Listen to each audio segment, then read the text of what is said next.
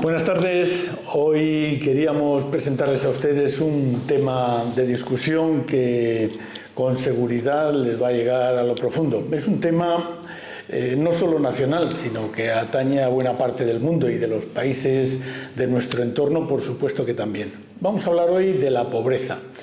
De una pobreza que, aunque España figura entre los países ricos, aunque además España esté destacando porque porcentualmente estamos aumentando nuestra riqueza, nuestro Producto Interior Bruto, sin embargo, esta riqueza, este aumento de los ingresos no llega a mucha gente. Estamos hablando de que España figura entre los últimos países en lo que se refiere a riqueza de las personas y en lo que se refiere también a igualdad. Es decir, estamos entre el número de países que más pobres tiene porcentualmente en Europa, y además no solo eso, también en cuanto a cantidad, sino también en el número de gente. Tenemos los primeros puestos y estamos en el lado oscuro del conjunto de naciones en Europa. Estamos ocupando también un puesto bastante fuerte en cuanto al número de personas que no solamente están sufriendo esa pobreza, sino también con un grado de exclusión excesivamente fuerte.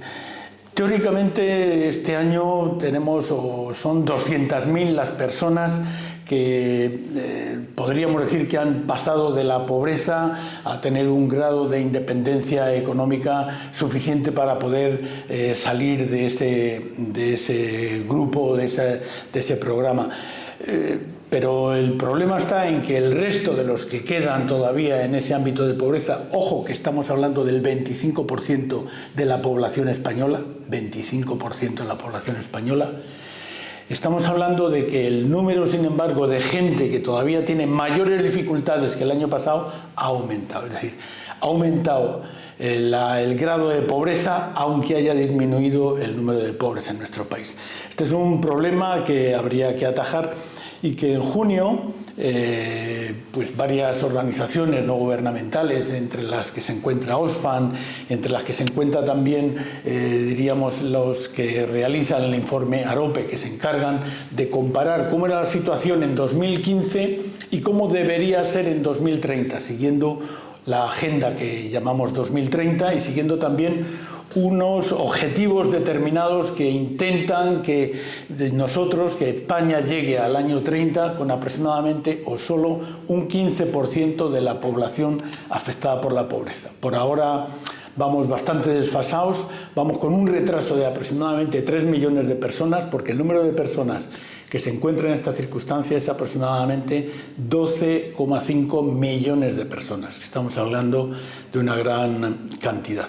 Para tratar este tema tenemos hoy a nuestros tertulianos de costumbre, a los cuales damos nuestras buenas tardes como corresponde. Buenas tardes, Sandra Escudero. Buenas tardes de nuevo. Buenas tardes, Jesús Prieto. Buenas tardes, Eloy. Buenas tardes, José Luis Sánchez. Buenas tardes, Eloy.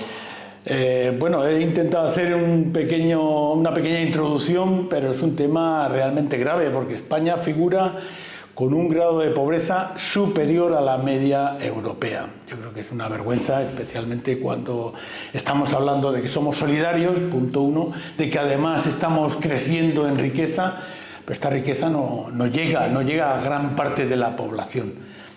No sé cómo veis vosotros el tema. ¿Quién quiere empezar? Bueno, los datos siempre hay que desmenuzarlos.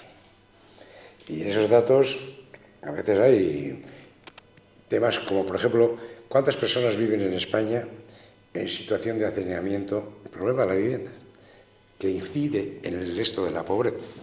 ¿Cuántas personas viven en hacinamiento en España?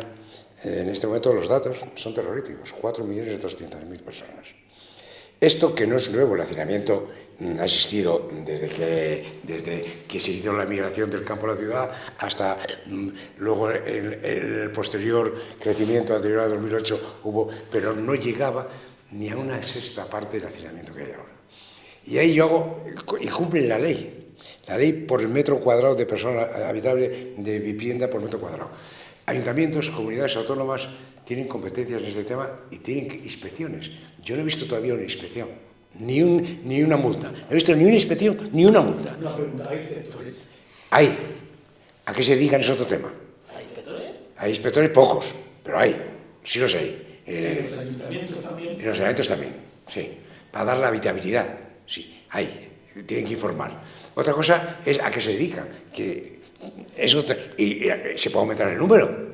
El número de funcionarios se puede emplear más, pero las competencias están. Hay inspectores pocos, pero hay.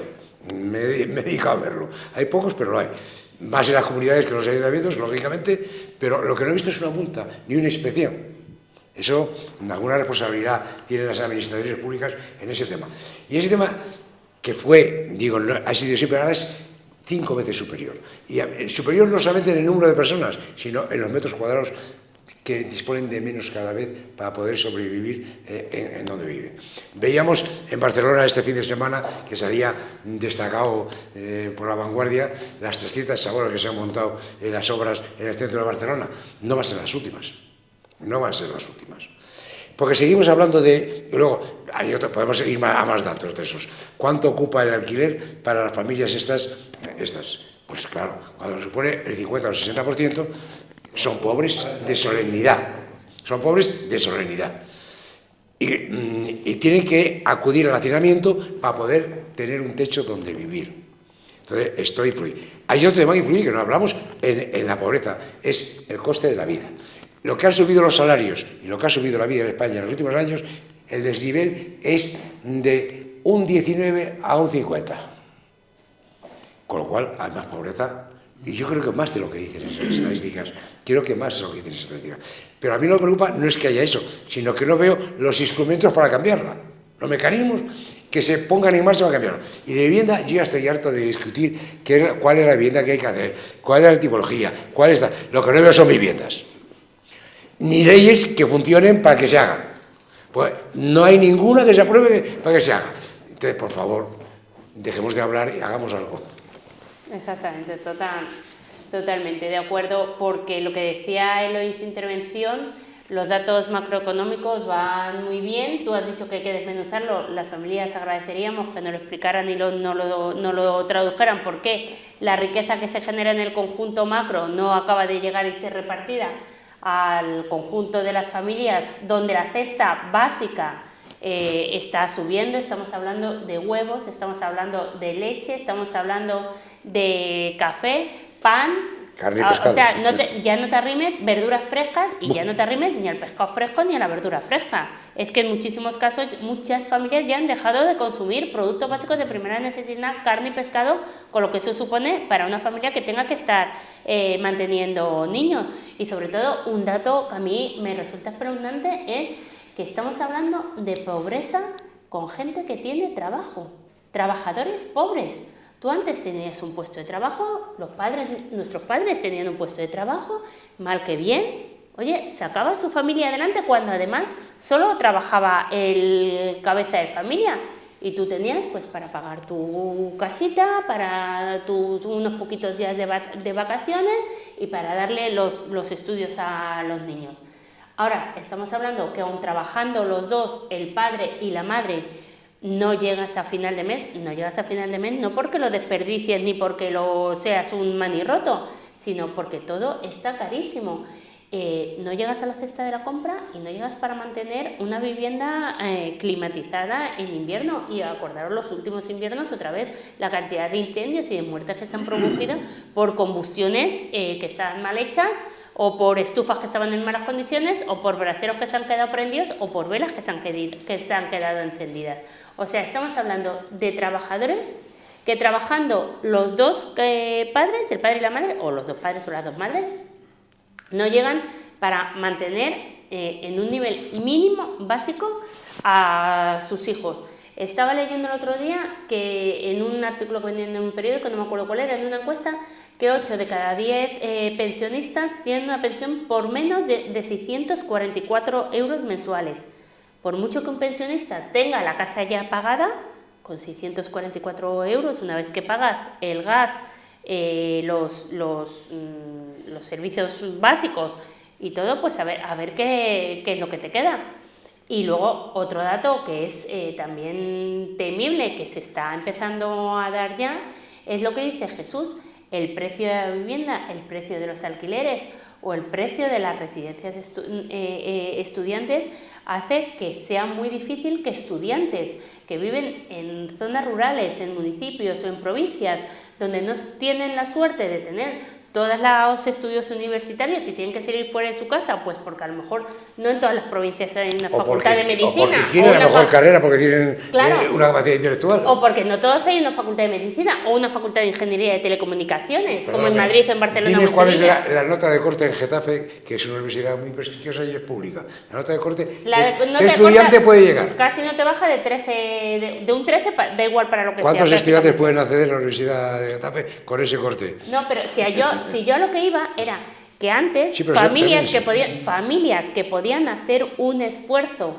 en mandar a sus hijos a estudiar a Madrid o a Barcelona porque podían alquilar un piso entre varios compañeros o una habitación, en estos momentos no lo pueden hacer porque no encuentran un alojamiento para vivir. Entonces, en esos casos están en unas circunstancias que tienen que estudiar al final lo que hay en su comunidad autónoma, en su provincia, porque no pueden permitirse el lujo de venir a estudiar o a Madrid, a Barcelona o a Sevilla, porque las familias no. Con lo cual, eso es una perspectiva tremenda, porque esto ya incide en la capacidad. Eso es una discriminación que el otro día venía también en otro artículo.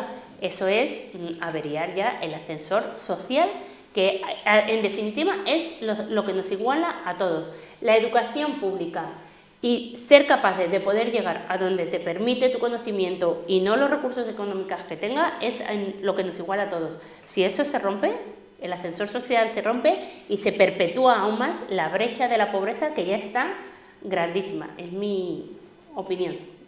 Y mientras los millonarios o los multimillonarios crecen en los últimos 10 años en España el doble.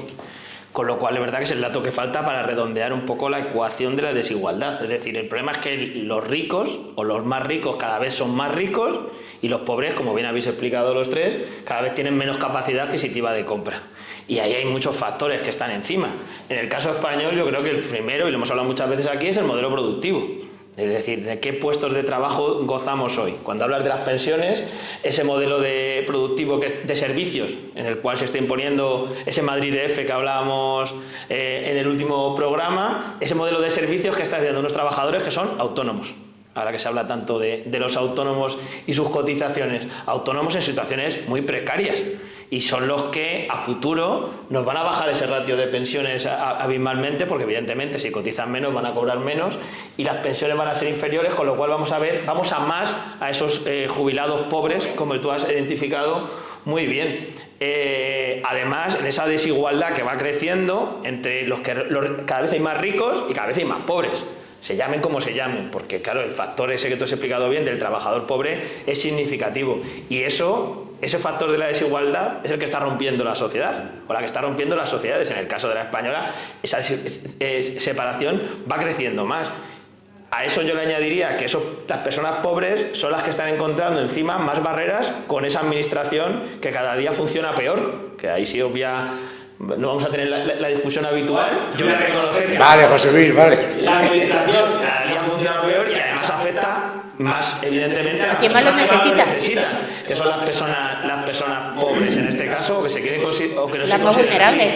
Decíamos, es una cosa que creo que es muy importante también. Igual que el rico presume cada vez más de ser rico, ¿vale? Ostenta la vida ostentosa que tenemos en las redes sociales, el pobre intenta ocultarlo, con lo cual esos datos siempre que se dan de pobreza hay que cogerlos muy bien con pinzas, porque habrá mucha gente que no lo quiera confesar o que los datos, por muy dicho que queramos ir a rentas, no sean tan evidentes, ¿vale?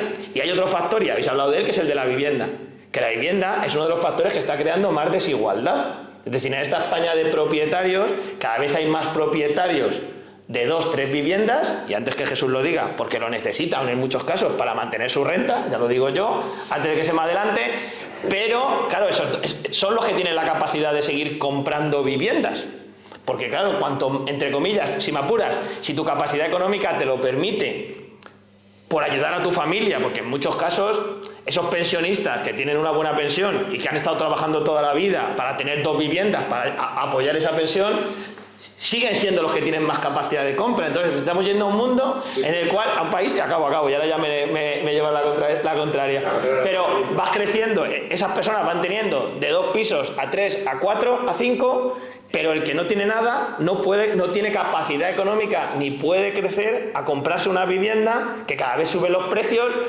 por ese movimiento especulativo de que es el único valor refugio en una economía como la nuestra, que no existe, porque realmente vivimos del turismo y de eso que llaman el sector servicios, porque a ver, ya me diréis qué produce Madrid, ese Madrid DF, que alguien me explique qué produce Madrid, aparte de generar más dinero a los que tienen dinero, generar más desigualdad a base de esclavos. No genera nada, con lo cual la economía va generando eso, y eso, dentro de que la economía puede seguir estirándose hasta un punto, y conocemos casos que acaban rompiéndose porque eso se acaba rompiendo, evidentemente hay un descontexto social y político que lo estamos viviendo.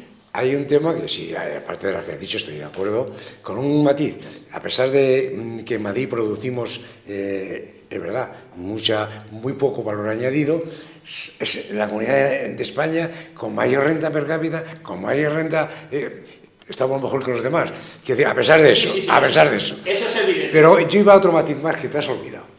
Es que el problema lo tienen hoy también los jóvenes de 30 y tantos años, con sueldos elevados y que pagan de impuestos una barbaridad, que tampoco tienen acceso a la vivienda, y se les ha cerrado el acceso a la vivienda. A la vivienda tienen que trasladarse de donde han vivido, de su barrio, de su entorno y demás, si quieren tener una vivienda bastante alejada de su trabajo y de sus expectativas. Ahí hay, en el caso de poder tenerla. En unos casos se pueden y en otros que no, pero ahí se produce. Y además son los que aportan en el IRPF, que es el principal impuesto con el IVA de este país, es lo que aportan la parte más importante de ella. Y eso está muy decepcionados. Ahí hay una decepción grave, profunda, que influye políticamente y que influye en la sociedad. Estamos, aparte del ascensor social, estamos eliminando una clase media, sin futuro, que se siente destrozada, se siente mal, no se siente a gusto con la sociedad. Pero era la noticia que quería decir. Esta vez no iba a ir a discutir otro todavía, José Luis. Yo quería comentar, habéis hablado del tema de la vivienda, que es un factor que realmente rompe todos los esquemas. Por poner un ejemplo, es tan fuerte el asunto que las viviendas de aquí donde vivimos algunos, en el sector 3, pues cuando vinimos a vivir aquí estaban en un entorno de los 150.000 euros de ahora, aproximadamente, haciendo el cálculo, 150 a 180.000 euros de ahora, aproximadamente. Ahora esas viviendas valen del orden de las 400.000 euros aproximadamente, están ahí en ese precio.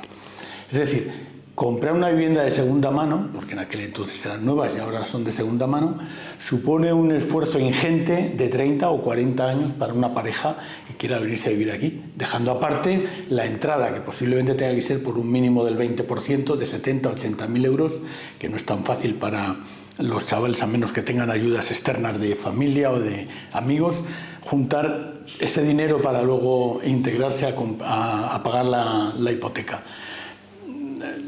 Hemos perdido el norte en el tema de la vivienda. El asunto es tan sencillo como el año 2008, que es la fecha en la que empieza un problema financiero a nivel mundial y aquí en España nos estalla la burbuja inmobiliaria.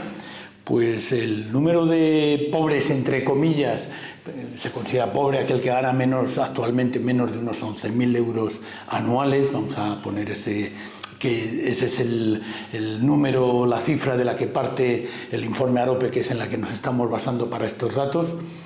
Pues esta gente estaba diciendo que el tema que ahora mismo se plantea es que en el año 2008, cuando surge esa burbuja que tiene un precio disparatado y ahora encima está por encima de ese precio disparatado, hay que tenerlo en cuenta, nos encontramos con que el número de pobres, entre comillas, y excluidos de la sociedad es de aproximadamente, el porcentaje es del 23%, ahora estamos en el 25%, es decir, que todavía la gente, los jóvenes o los medios o los que estemos considerando, ganan menos dinero, están 2 puntos por debajo de cómo se encontraban en 2008, que ese es un tema muy grave. Es decir, la gente, aunque gane más dinero debido a la inflación y a otra serie de cosas, Hoy día los productos, los servicios, los bienes les cuestan más dinero que lo que costaban en 2008, hasta el punto de que se vive con menos dinero. Hay que vivir con menos dinero. Es decir, no hemos alcanzado todavía el nivel que teníamos en 2008. Eso es un problema. Y siendo España además un país que hoy día lidera, como decíamos antes... Este tema, que en España es más agudo, pero no es en España solamente, hay otros países, y muchos, no pocos, muchos países con un problema. ¿Qué coño ha pasado? ¿Por qué no se ha invertido en este tema mucho más y durante más tiempo?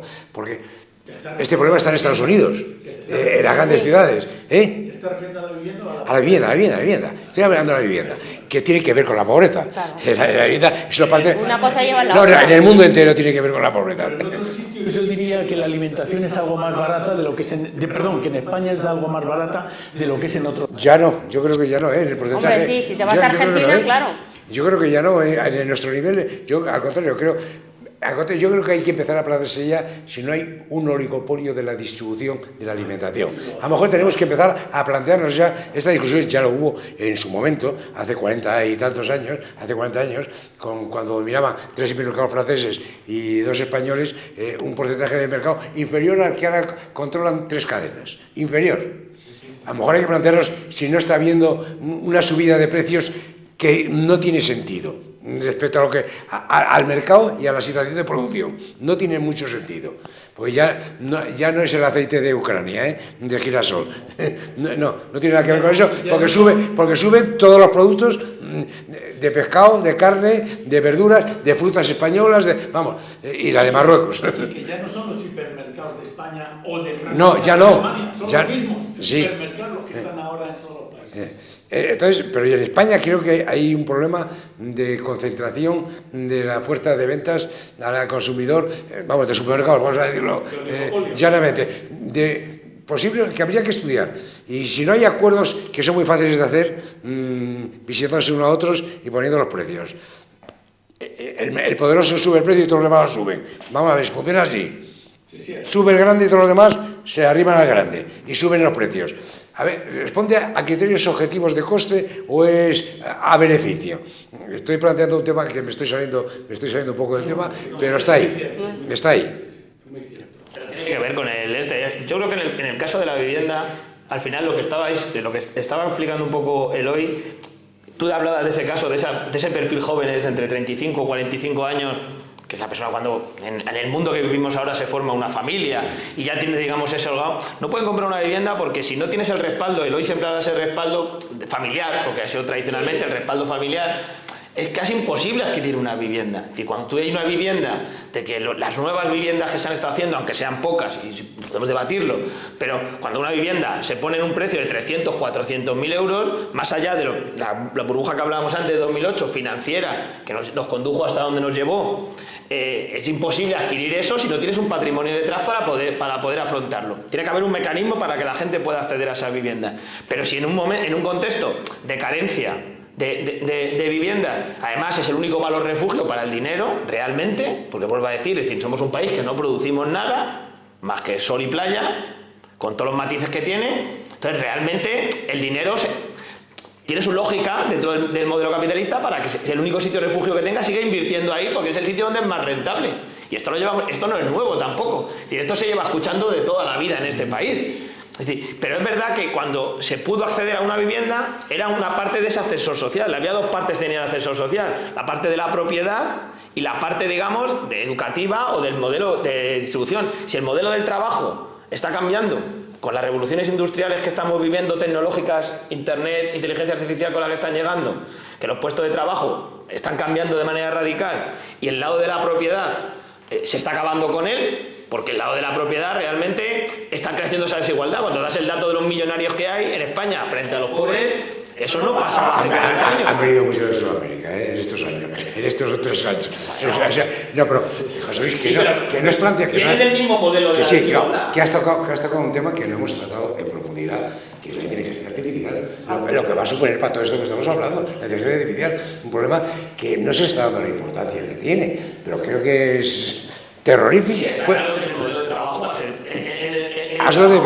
un cambio fundamental. José Luis, es que decías tú antes, es que claro, la gente con el tema de la vivienda quiere comprar, es que tú antes, si, bueno, por algún momento, porque no estabas todavía claro, o tenías dudas con respecto a la movilidad de tu trabajo, o no tenías decías, bueno, pues mientras que me ubico, me decido y me termino tal, pues me voy de alquiler, porque los alquileres estaban asumibles para una persona que tenía un trabajo hace 30 años, tú te podías ir, pero si es que ahora mismo te cuestan los alquileres lo mismo que la letra de una hipoteca, dices, o más, es que tú muévete a cómo están los alquileres por cualquier sitio, vamos, como no diga Jesús, como que te vayas a la tercera o a la cuarta corona metropolitana o a los pueblos de la sierra, que no lo sé ya ni tampoco a lo mejor, porque con esto de los nómadas digitales y del teletrabajo, yo creo que, porque mucha gente otra cosa igual, muchísima gente a raíz de la pandemia y de estar aquí en los pisos, el que pudo, como tú decías,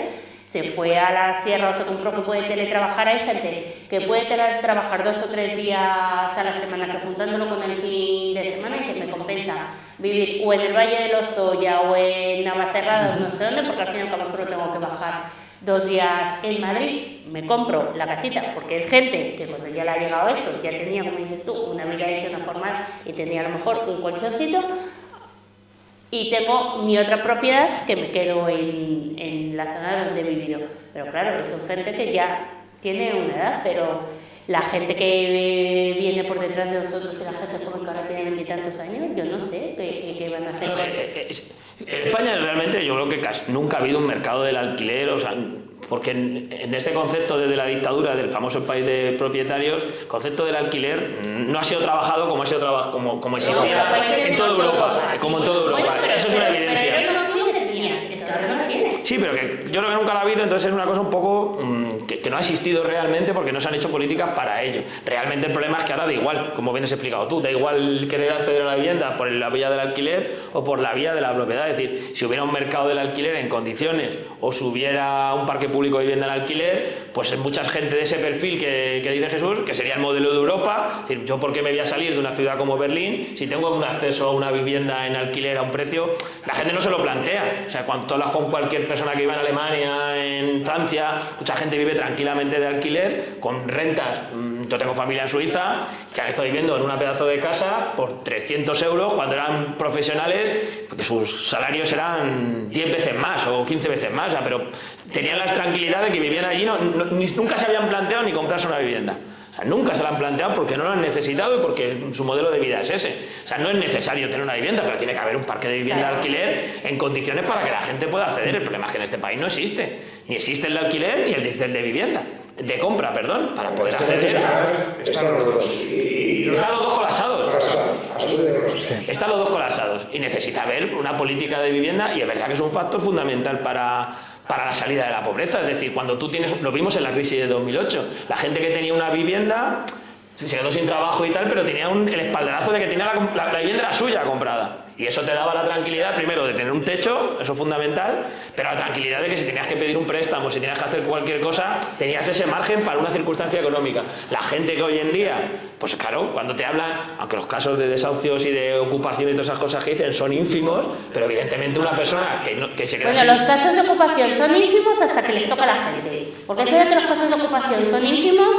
Esos son datos del Consejo Pues General. bueno, pues me parece muy bien los datos del Consejo, me parece muy bien, como los datos macro. El sentimiento que tiene, pero los datos son los Me datos. da igual, como los datos macro, me da lo mismo. El 0,06% de las situaciones, pero que sí, pero lo que voy es que una persona que se quede sin renta, pues evidentemente no puede hacer nada más, no sé si me explico. Es decir, una persona que está de alquiler y se queda sin trabajo, pues... ¿Qué va a ser? Se va a quedar en la vivienda todo lo que pueda, porque no hay otra opción. O sea, la otra opción es que las administraciones en los países del estado del bienestar le proporcionaran un techo. Claro, pero como las administraciones no tienen techo tampoco, pues la persona se queda ahí. Y ahí volvemos a un poco lo que estábamos comentando antes de por qué luego la gente en un momento determinado vota lo que vota. Es decir, una persona, como tú bien estabas diciendo antes, que lleva toda la vida ahorrando y trabajando para tener un cachino piso, que luego ha podido comprarse otro, a lo mejor, que tú pudo comprarse con todo el esfuerzo del mundo que aquí, para que la gente se comprara la casa en el sector 3, aunque hubo mucha gente que se creía como rico, y todos lo sabemos, había mucha gente que tenía 2 trabajos para mantener la casa del sector 3 y para mantener un cachino piso que a lo mejor tenía en otro barrio de Getafe, pues en Londres, no sé qué. Bueno, pues fruto de toda una vida de trabajo, y como tú antes muy bien dices, para luego completar la pensión o para tener eso para ayudar a sus hijos o lo que sea, pues tienen alquilado el piso de la Lóndiga. Para ascender. El piso de la Lóndiga. Y entonces entra otra persona a ese alquiler que sufre la consecuencia de la crisis, que no tiene dónde ir y que lógicamente pues se queda ahí. Claro, ese señor no tiene culpa de que el otro esté en la situación que tiene y sin embargo lo está viviendo y escucha, y eso que no necesite ese alquiler para pagar otra vivienda que tiene y que tiene que pagar o para que ayudar a sus hijos, que suele ser esa necesidad. Claro, entonces ¿qué pasa? Eso pasó en la crisis de 2008. Lo que tú estabas diciendo, la administración no le da respuesta ni al uno ni al otro.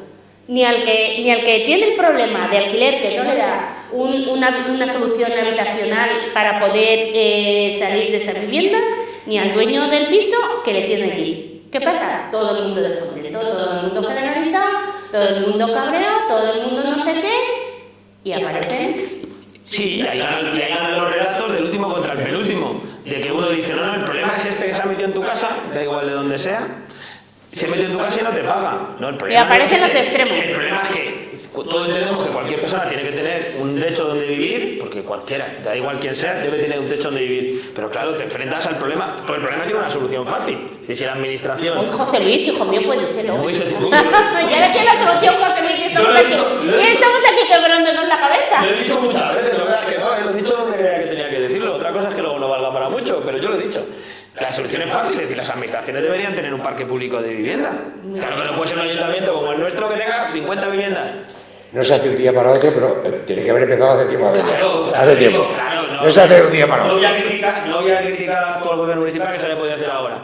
Pero, hombre, en 10 años, en 20, en 30, lo mismo, se podía haber hecho un parque público de vivienda. Y en las administraciones, en eso sí, porque evidentemente te hubieras encontrado, pues eso, es que están ahí. O sea, solo hay que ir a los famosos pisos tutelados de la Avenida de las Ciudades, donde se metieron allí a gente, pues, porque en ese momento, cuando cualquier administración, la que fuera, y en este caso fue el gobierno del Partido Popular de Juan Soler en Getafe, te coges y tú tienes a gente que no tiene dónde meterlos, los tienes que meter a algún lado, y los metieron allí.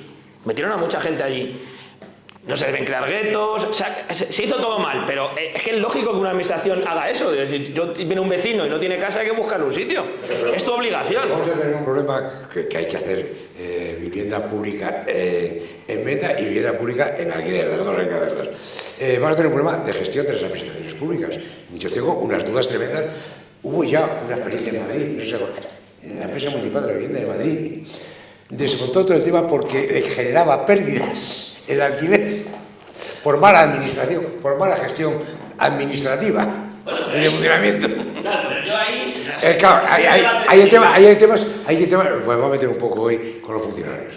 Claro, si el asetismo es el que es, y no quiero dar la cifra que es alucinante, el asetismo en la administración pública. Si además añadimos el trabajo en casa 3 veces superior al que se da en las empresas hoy, y si hacemos de que no hay un control eficiente, voy a poner un ejemplo concreto, y no me voy a meter ya con los funcionarios municipales o de la administración central, con los médicos. Si un radiólogo, ¿por qué un radiólogo? Es una pregunta muy sencilla. ¿Por qué un radiólogo en un hospital privado, teniendo la misma máquina que tiene el hospital público, hace 5 veces más de radiografías en el privado que en la pública? ¿Por qué no se puede gestionar la pública para que haga 5 radiografías exactamente igual que la privada?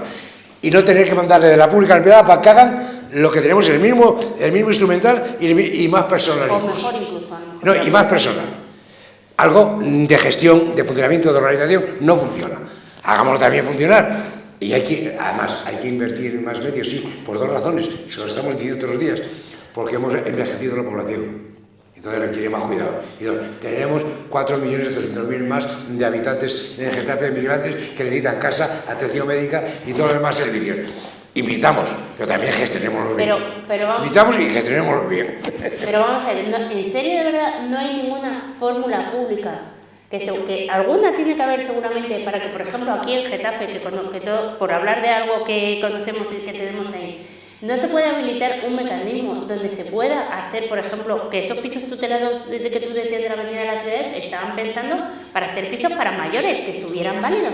Pues, colines, si ya sabemos el modelo, replica esa estructura para personas mayores que viven en el barrio de La Lóndiga, en el barrio de Juan de la Cierva, en el barrio de Margarita, que hay familias, matrimonios mayores que no pueden salir a la calle porque no pueden bajar un quinto sin ascensor, y algún mecanismo puede haber para que ellos puedan ir a esos pisos tutelados y se puedan alquilar esas viviendas a un precio público para que lo puedan alquilar estudiantes o personas vulnerables.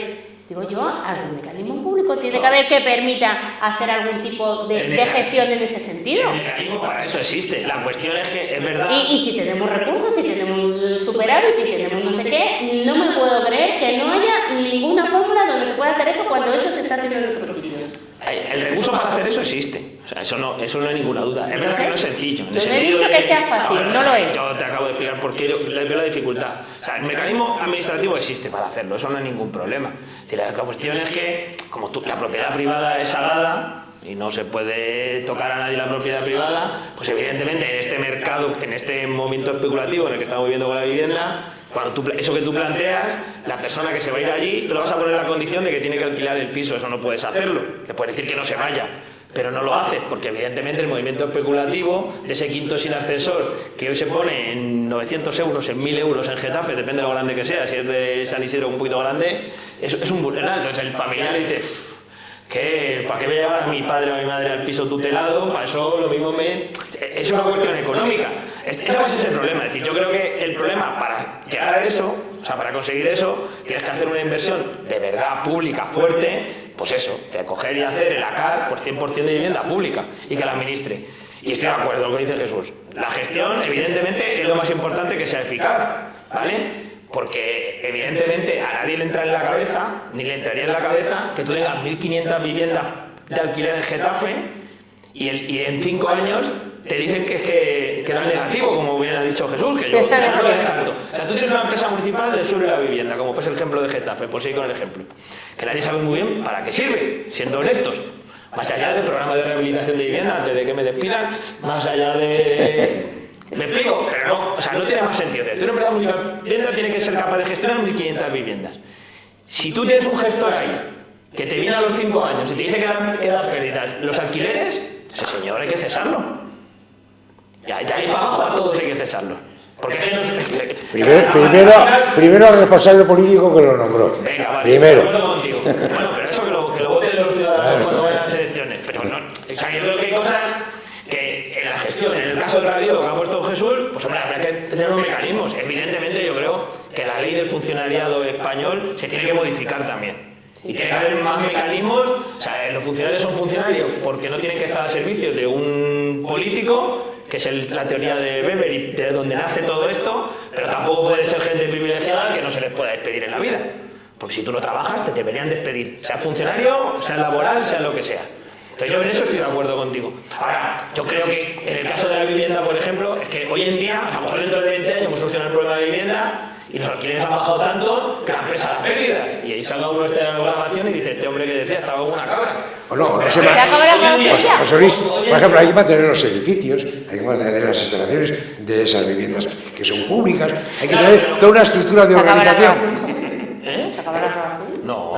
Que hay que mantener toda una estructura, Eloy, que eso tú sabes, hay que tener toda una estructura organizativa, de funcionamiento, de costes. Sí, Jesús, pero vosotros habéis dirigido, vosotros dos, en vuestro caso sobre todo, habéis dirigido empresas y grandes empresas.